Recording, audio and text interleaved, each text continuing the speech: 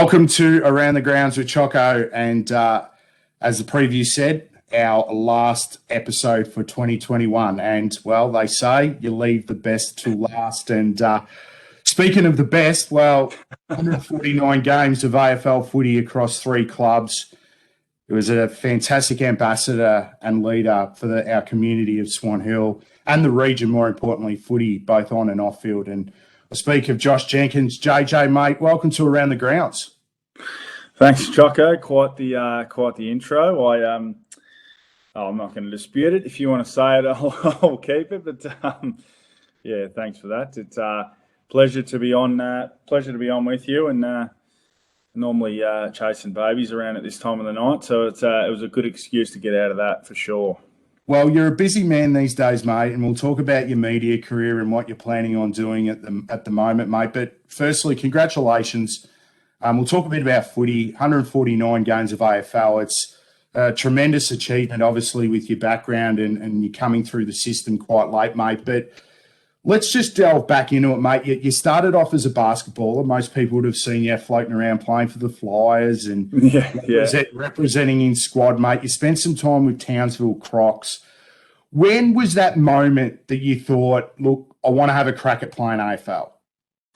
To be honest, mate, I only really stopped playing basketball because I couldn't really see a pathway anymore, and the game has changed a lot for the better since then. You know, you look at the NBL now and it's flying, but I remember when I was with the Crocs, there was one off season where they were going to shut the league down. They're going to shut the NBL down because they just weren't sure that they could sort of feasibly run the competition. So I went from the Crocs down to Mount Gambier, which is kind of like playing in the AFL and then going down and playing in the state league in the VFL or the SANFL. So I went down to Mount Gambier and played, and I was really isolated there. I'd never been there, didn't know anyone. I had a part-time job, and the guy I worked for there was a ripper, but apart from that, I didn't know anyone, and I just kind of lost the zest for playing basketball, and I couldn't see myself making it as a professional, because I guess it's one thing to actually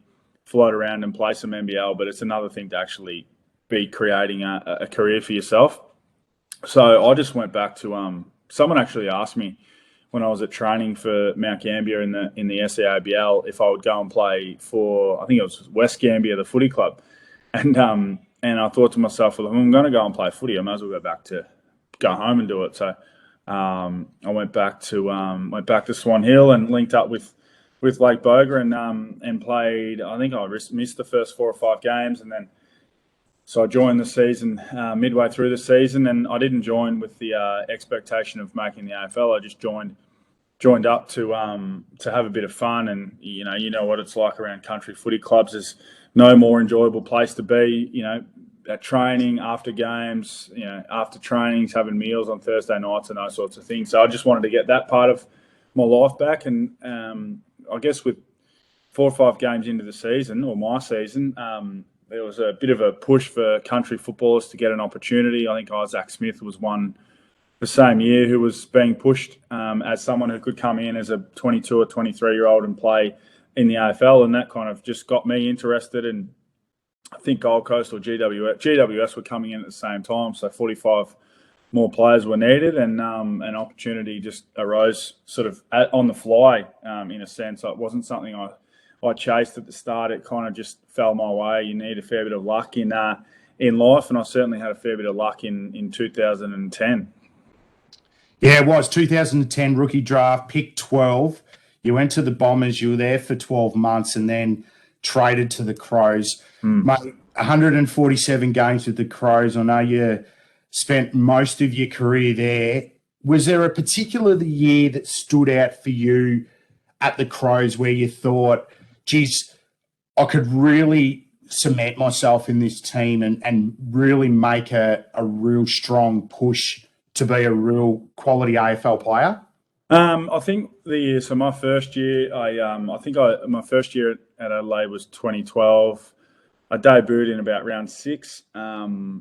And so there was a lot of talk that year about whether Kurt Tippett was going to stay or leave. And in the end, he left. I played 11 games that year when he was there, but we're always playing as probably one tall forward too many. So when he left, that just opened a spot in the forward line up. He and I played the exact same position. Play as a tall forward close to goal and do some chopping out in the ruck. So when he left, it was a natural opportunity for me. I had to beat out a couple of guys. Sean McKernan and I kind of were vying for that spot. I was able to really knuckle down. I trained really hard. Probably got myself in career best fitness at that stage of my life, and was able to really cement a position in the team in 2013. So that was when I cemented my spot. I was lucky that I was able to quickly cement it. I had periods I didn't play the first 2 games. I wasn't picked in the first 2 games of 2014, and I missed a game or 2 in 2017. So I wasn't an absolute lock all the way through, but for the most part, I was pretty lucky that I didn't have to worry about my position in the team. I knew I was going to be playing, and that is one of the biggest challenges for young players, is not knowing from week to week whether they are going to get a game, whereas I was able to just focus on playing well, not being worried about whether I was in or out of the team. 2016, mate, 62 goals, career high, 8 Brownlow votes. Was a reason why 2016 stood out more than the others? Did you do something differently that year compared to any other year?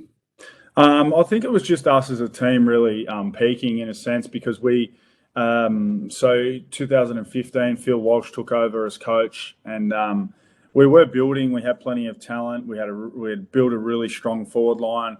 Myself and Tom Lynch were traded for steak knives effectively in the same trade period. We were able to get Eddie Betts as a free agent, so he didn't cost us anything in terms of a trade or a draft pick. Taylor Walker had been there from the start. Charlie Cameron was there, we know how good he is, and Mitch McGovern, who had so much talent as well. So we had a really strong forward line that we built for not much, and we hadn't spent any draft picks or any capital on getting that group together. And so I think 2016, we didn't catch teams off guard, but it was just our probably coming of age as a group, and we played a game style that was high scoring. It was really up tempo. We kicked a lot of goals, and I kicked 62 goals. I think you said Eddie Betts kicked 75 or 73 or something. So I finished 4th or 5th in the Coleman, and I didn't even win our club goal kicking because Eddie was running around. So we just had a really potent forward line. I think Tex kicked 45.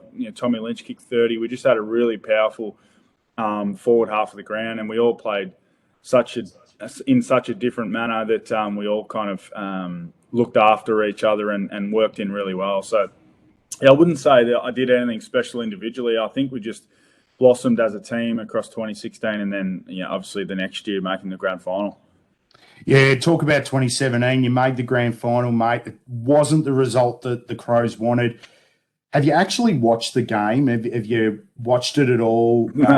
Seen any highlights? Have you? Is it something that still haunts you a little bit, JJ, in your career? Yes and no.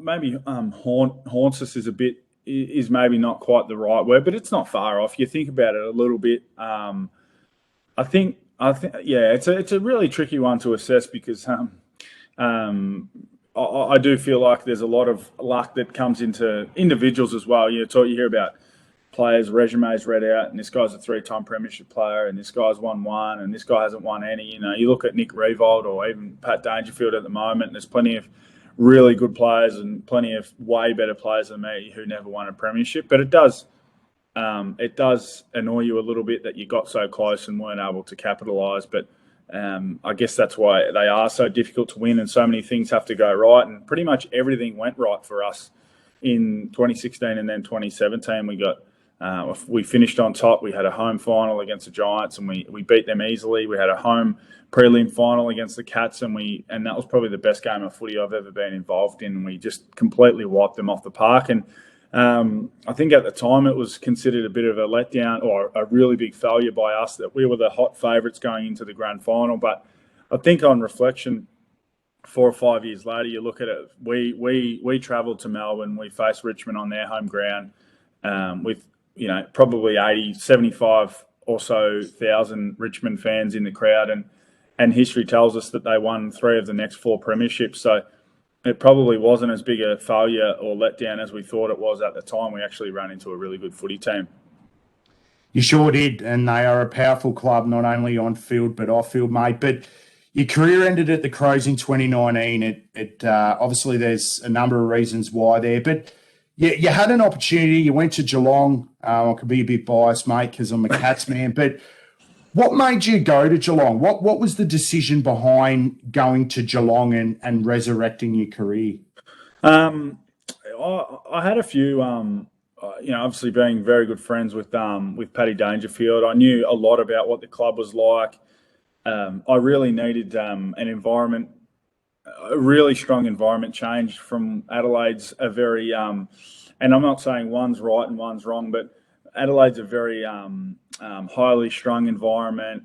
Adelaide as a town, you're very well recognised, and you can't really go anywhere without being stopped and spoken to. And early in your career, that kind of stuff is really good, and you love it. But as you get a bit older and you've got kids and those sorts of things, you're often looking for opportunities to be left alone. And I guess with my interests away from footy, I probably looked a bit. I looked like I was probably contradicting myself, because when I went out for a coffee or whatever, I wanted to be left alone, but then I was on radio or whatever, during the week. So people probably heard me on radio and then thought, "I'll come up and have a chat," which, as I said, when you're younger is great, but when you're a bit older, you just want to be left alone and you want to find the opportunities to get away from footy. So Adelaide is a very highly strung environment in that sense. Everyone knows who you are. Everyone knows who the coaches and the assistant coaches are. So coming here to Geelong, it's a very quiet town.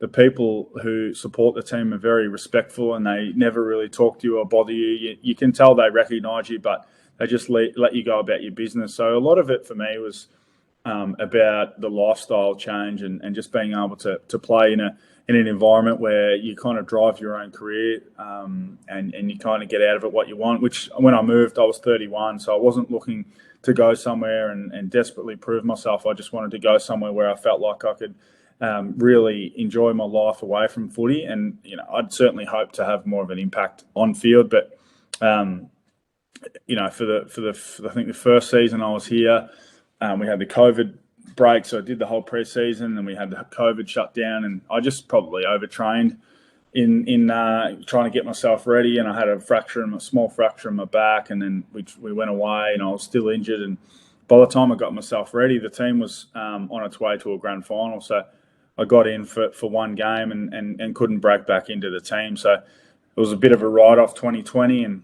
we spent 15 weeks on the road. So it was a pretty difficult season, even though we made a grand final. And then 2021, I had my opportunity in round one, and I played poorly and we played terribly as a team. And whenever that happens, you're always vulnerable. And I guess at 32 years old, probably rightfully, the coaches thought, well, I was no longer the player that I used to be and could change the result of a game. I was no longer, I didn't have the match winning ability anymore, which is fair enough. And so I think when you lose that aspect of your game, it's like, well, instead of playing a 32-year-old, we can play a 22-year-old. So I benefited from that when I was 22, and I feel the wrath of that when I'm 32. So that's just the way it goes. It does, mate. And you spoke about the big C word, COVID, and the 15 weeks on the road, mate. Can you give a bit of an insight to the viewers and the listeners how hard it was for an AFL footballer? Because I know there's so many cliches. They say you're in, 5-star luxury resorts on the Gold Coast, and you're up on the Sunshine Coast and that. But it was a really difficult moment, both on field and mentally, for every AFL footballer, mate. What was it like? It was a real challenge. We always tried to think about those who were back in Victoria and particularly in Melbourne, who were doing it a lot harder than we were. We were able to play footy and get paid and live a decent lifestyle, but there were a lot of restrictions on us, and we weren't able to do many things. And we left. We got on a bus one Sunday or Monday night. We were going to Sydney for 5 days without the families and without the girls, and then we went to Perth and we did 2 weeks of hard quarantine in Perth. And then we stayed in Perth for a couple of weeks after that. So we never really knew where we were going or what we were doing and how long we were there for. We weren't sure what the families were up to. And then we played. I think we played 2 or 3 games in Perth, and then we flew across to Brisbane and set up shop there. So we were told we were going away for 32 days, and I think we were away for about 125. So it was a pretty unique season. The girls were able to come up after about 5 or 6 weeks. They had to do a hard quarantine. So my wife had to do a hard quarantine with I think she was probably 1 or 1.5 year old in a hotel room when she was pregnant with the twins. So she did it pretty hard as well. And it was just a whole bunch of situations which you could never even predict you would go through. But again, we always tried to refer back to those who were stuck in Victoria, who didn't have their jobs or weren't able to play footy or sport. And we knew that we were putting on a bit of a show and bringing a lot of joy on weekends to those who were stuck back in Victoria. Yeah, mate, it was tough. It was tough for a lot of people. And I know football gave hope to so many, particularly at AFL level. But, mate, life after footy, what are you up to these days? You're still busy. Tell us what you're up to and what you're involved in. I know you've got a podcast, and we'll chat about that. But what are your plans, or what are you doing at the moment, life after footy? I've been doing a bit of everything. I've been doing heaps of work on radio on SEN down here in Melbourne and Geelong. I'm able to, I guess the new world is I'm able to do some radio from my lounge room. I can sit on the couch and do, join in and do radio, which is, studio quality. So, I'm lucky to be able to do that a couple of times a week. I just sat in and co-hosted SEN Drive with Andy Marr for the past couple of weeks, and had a great time doing that. And the challenge of diversifying yourself with different sports. One day you might be speaking to an AFLW star, and the next day you're speaking about a big boxing match or footy or cricket or whatever it is. So I really enjoyed that challenge and the preparation side of things. I guess a lot of people think you just turn up and sit down and talk about sports, but there's a lot of preparation that goes into radio. And I quickly learned you spend a lot of time preparing for things that you often don't even get to talk about on air. So you do a lot of preparation, which you never even get to use. So I've been enjoying that. SEN's got a great platform across racing and sports where you can dip your toe in. And I guess I've spent most of my career planning for life after footy, because I'm not far off turning 33, and I'm finished. So I've got probably another 30 or so years ahead of me where I will be working. So it is a tricky balance for players to strike in terms of how much time to spend on life after footy versus how much time do you spend on concentrating on having an AFL career. So I always had one eye on life after footy. I'm lucky that I've always had a passion about in talking about different sports, and it's always come easy to me. So it's been a natural fit to be able to get involved at SEN. And I guess I'm lucky they cover pretty much every sport imaginable, and they've got programs for this, that, and the other. So I've been able to get involved a fair bit. So I have been pretty fortunate. Yeah, your podcast, mate, and you talk a bit about everything, racing, NFL, all different sports, mate. Yep. The Field, it's a great listen, so tune in. With your great mate, Paddy Dangerfield, what made you get into that? And was that something that you'd planned for together? And what made you decide to go into producing podcast? I think we've always enjoyed talking about sports, and I think people may confuse us for just because you play professional sport that you want to get away from it or you don't have an opinion. We've always enjoyed having that fans angle where you're talking sports, and you guys might go out to the local footy club and talk about what's happening in the AFL or who's playing well and which teams aren't. Well, we're kind of the same. Even though we participate in it, we like to talk about it as well. So we've always had a passion for doing that. We both enjoy the American sports, as so many people do these days with the NBA and the NFL. It's so accessible for us, and a lot of the youngsters these days are more interested in the American sports than the Australian sports because they're so accessible on Foxtel or on Twitter or on the internet. So we're no different. We like to talk about it.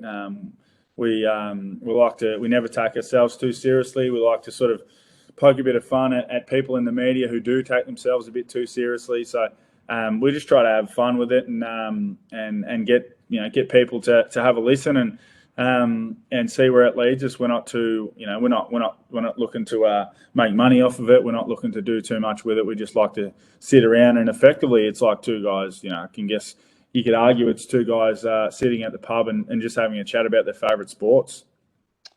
Yeah, mate. And as I said, it's a great listen. Mate, as I said, you're a decade in the AFL. I'm going to put this one on you. Have you seen much change in the way the game's been played from when you first started to the way it is now? And I guess another component to that is where do you see the game going? It's very much defensively biased at the moment because I think coaches can. I think if you think about how forward lines work or how ball movement or attack works, a lot of ball movement is just decision making with the person with the ball, and I guess natural flair and skill and those sorts of things. Whereas at AFL level, and it probably filters down to local level as well. I guess teams at local level have presses and foreground zones and those sorts of things. But at AFL level, team defense is drilled a lot. It's just hammered into you either at training or in meeting rooms, and a lot of that is it doesn't take skill to have a great team defense. It's just guys willing to buy in on defense and be in certain positions. So a lot of that is I guess a reflection on the coaching, whereas the scoring and the ball movement is a reflection just on the players and their natural flair. So I think coaches always, at the moment, have got a bias towards defending, and I think a lot of coaches have a view that they'd rather stop a goal than score a goal, which is probably a mindset that the game needs to try and work out how they can shift it. And I was on radio, throwing up a few different ideas about incentivising scoring with bonus points, and I've done some coaching at under 18 level with the South Australian under 18s, and I've seen the anti-density rules where you can only have, you must have 5 players in your half of the ground at stoppages and those sorts of things. So they do sound pretty out there, and a lot of AFL fans would straight away just shut it down. But I think if we do have a strong desire as fans, and that's where I sit now, I just sit as a fan of the game. If we do strongly want the game to improve in terms of scoring and ball movement and one-on-one contests, then we need to give some thought to incentivising scoring, because each club's got 6, 7, 8 coaches who are most of them are spending a lot of time on working out how to defend more so than score. Exactly right, mate. And the game is evolving by the second. Mate, the $1 million question, and so many people are probably hit you up on this, mate. Are you planning to pull the boots on at all in 2022? No, I'm not. No, I'm not at all. I certainly won't be. I won't be committing to a team. I've seen. I've got an overriding thought that I've played at country footy clubs as the youngster, seeing the quote unquote boom recruit come in and not really buy into the club, and you come down, you get paid all the money, and then you leave and you don't put much back into the club. And with the 3 young girls and the stuff I've got going on away from footy, I'm just not going to be able to commit the amount of time that I feel is required to go and play for a club and to get paid well to play for them. So at this stage, I'm pretty sure definitely won't be committing to a club. To say I won't play any games is probably not true. I might play a few games, but I certainly won't be. If anyone's holding out hope that I'm going to be their saviour at full forward, then they need to start looking elsewhere. Now, mate, you're a Swan Hill boy at heart. You're born and bred here. You've got a lot of family here, mate. How important is Swan Hill to you and the region? Oh, I'd love to get back there as much as I possibly can. I'm looking forward to having a little bit more opportunity to be able to get around and talk to, I guess, young people around the region about my experiences, but also listen to them and help them get through their challenges or the things that they think stand in their road between getting to where they want to get to and where they are. And I think the reality is the pathways have improved a lot, and you work in that space, but when I was young, it was really difficult to make it to where I am now, and I had to take a really different path, and I'm lucky that I got there. But if you want to play for the Bendigo Pioneers, it's a lot of travel, or you've got to move house when you're a young person. It's a pretty difficult thing, and if you want to go and you play in the Vic Country and the championships, there's just a lot of travel, and a lot of it lands on your parents' shoulders if you don't have your license and those sorts of things. So I'm looking forward to us having opportunities to talk to young boys and girls now about how they can pursue the things they're passionate about, because I think we see, and you'd see it a lot. I know a lot of friends of mine who perhaps they weren't good enough to make it to where I got to, but they sort of gave up the ghost before they found out whether they were or they weren't, because it just got too hard. It kind of just falls into the too hard basket, and I'll give up my pursuit of professional footy or basketball or netball because it's just too hard. I don't want to travel that much, and I'll just go and get a job, or I'll just finish school. So I guess I was fortunate that I really had strong ambition, and I've always had strong drive, and I could see a path for myself. Even though it took me to the northern part of Australia chasing a different sport, I always had confidence and belief that I could make it. So looking forward to spending a bit of time back there, and I'm always more than happy to, whether it's on social media or whether it's in person back in Swan Hill, looking forward to getting back and getting in touch with a few boys and girls who are keen to sit in my seat one day.